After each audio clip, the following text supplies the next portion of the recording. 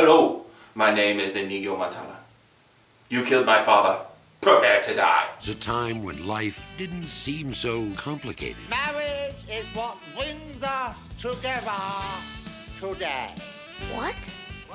What? I'm killing myself once we reach the honeymoon suite. Wouldn't that be nice? A courtly age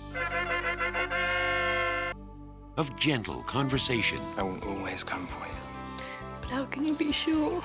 This is true love. It's a story of love, a tale of adventure. It's as real as the feelings you feel. We're kissing again. Someday you may not mind so much. The Princess Bride. Not just your basic, average, everyday, ordinary, run-of-the-mill, ho-hum fairy tale. So I just watched The Princess Bride. This is kind of become a cult classic movie. It has a really high rating on Rotten Tomatoes. I think like a 97%. So I was looking forward to it. It's kind of a fantasy comedy movie, which I do love fantasy, so I was definitely looking forward to this. And I could say that I did enjoy it, but I don't think it was the masterpiece that a lot of people say it is.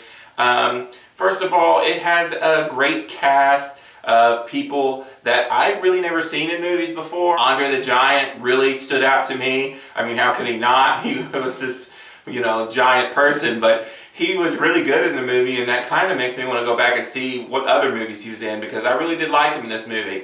It's a very kind of Mel Brooks or, like Spaceballs or Monty Python kind of movie. That's the feel they were going with, but maybe like on a little bit of a lighter side.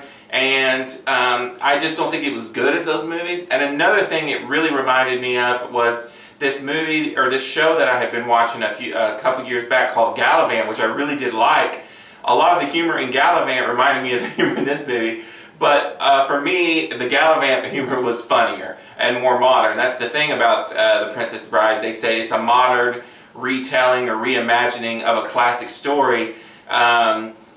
It's not so modern anymore. I mean, this movie's old, it's dated, and I did find myself laughing a lot. There were a lot of great jokes. I did love when they're doing the sword fights, especially at the beginning, the banter that goes on between the man in black and the different characters that he goes up against. Those scenes right there, I guess it's like the first 20 or 30 minutes of the movie are just perfect.